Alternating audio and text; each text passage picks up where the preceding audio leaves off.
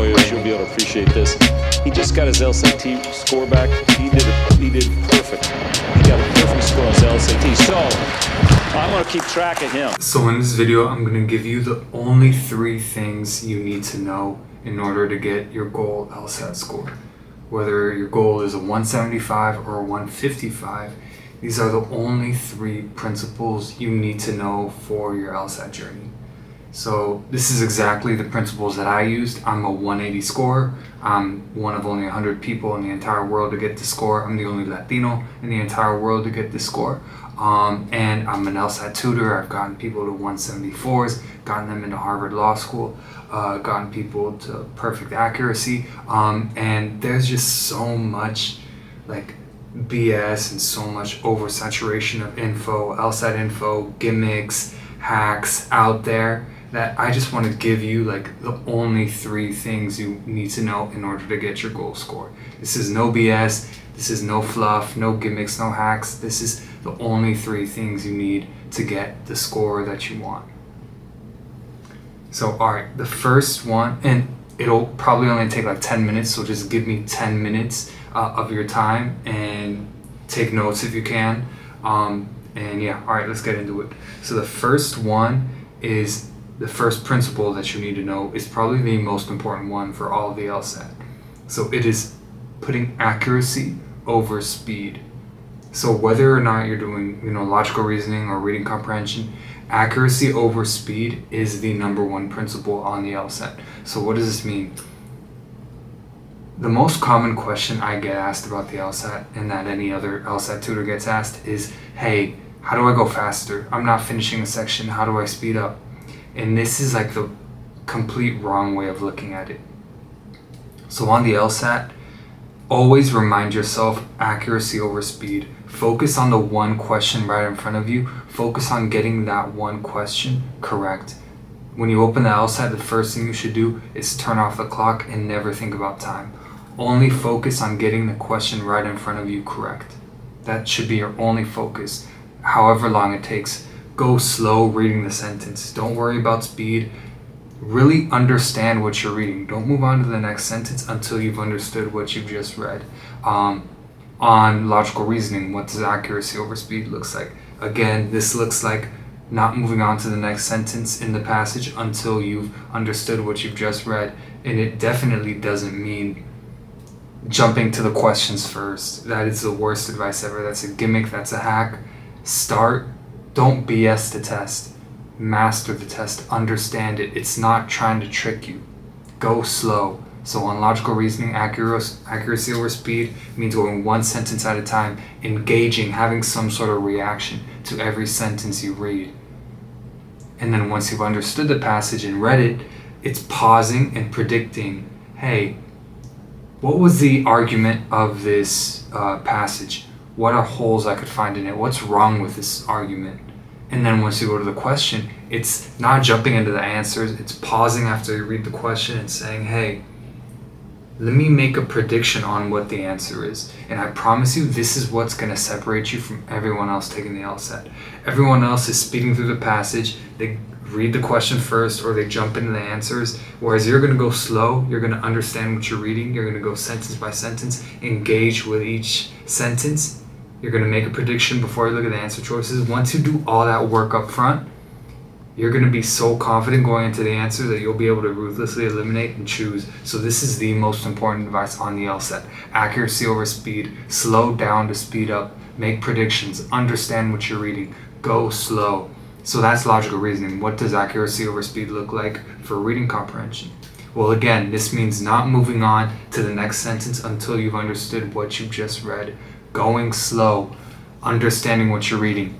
After every sentence, pause until you ask yourself, hey, this is really interesting. Have a reaction, but ask, hey, this is interesting, but what does the author think about what they're writing about?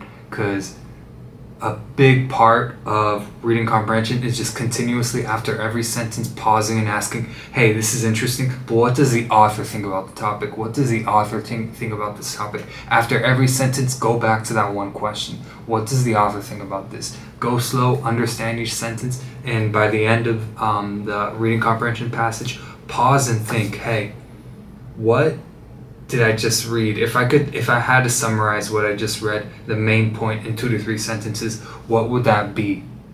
So this is how you put accuracy over speed on reading comprehension. And of course, if you do this, if you understand sentence by sentence what you're reading, if you continuously ask yourself, what is the author's opinion after every sentence, and if you make that main point prediction after the passage, then once you get to the questions, you'll be able to predict it. You'll be able to go in confident. You could go in ruthless. Again, this is what will separate you from everyone else taking the LSAT. I promise. This is all you need. Accuracy over speed.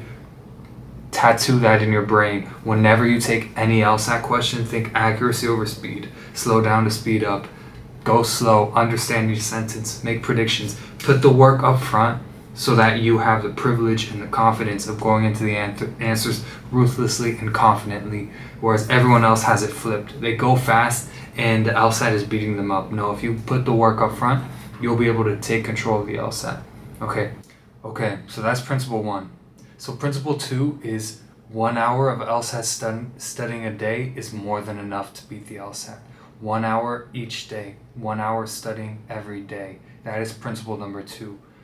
At most, I recommend 2, maybe 3 hours. Definitely no more than 3 hours. Recommended no more than 2.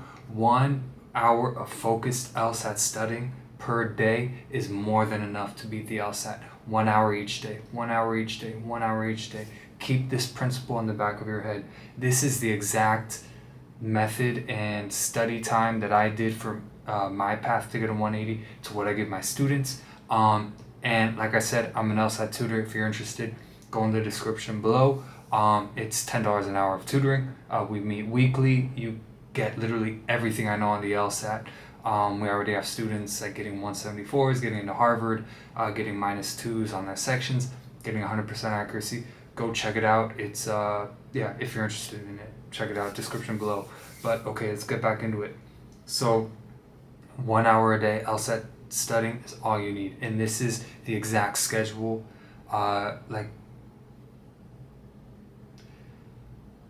So if we only need 1 hour a day of studying to do, then okay, that's great, but what do we do in that hour? So this is the exact schedule that I used to get a 180. This is the exact schedule I give my clients. So you alternate between time sections and drilling.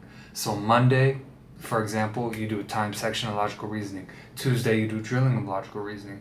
Wednesday, you do time section of reading comp. Thursday, drilling of reading comp. Friday, time section LR. Saturday, drilling LR, so on and so forth. If you do this and at the beginning of the week, you choose one test, say you choose like test 100 or whatever, by the end of the week, you'll be done with that test. So every week, you're completing an entire test. You could gauge your progress. 1 week, you'll see, hey, it's Sunday, I finished a test. I got a 150. Next Sunday, I got a 152 now with doing a new test. This schedule is so much better than some people who study like 5 hours one day and then like go a week without studying. They get burnt out. You don't need to study more than 3 hours a day. 1 hour a day is more than enough if you do this focused schedule. When you do time sections immediately after, go review the missed questions that you got. I'll talk about this more in the third principle, but 1 hour every day. And it sounds easy, you're like, 1 hour, I could do that, but you have to focus and you have to do the right things during that hour. And the right things are that time section one day, drilling another, and making sure the time sections are all in that one test so that you're completing one test a week. You never, maybe once or twice, you only have to do like a full sitting down 3 to 4 hours of a full LSAT test. I only did it twice. I don't recommend my clients doing that. You don't need to, because you're so tired and burnt out after. You don't review your missed questions.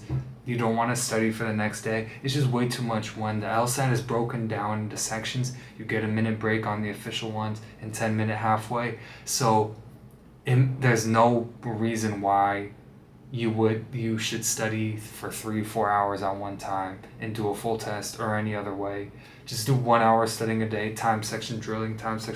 It's all you need. 1 hour LSAT studying is all you need, I promise.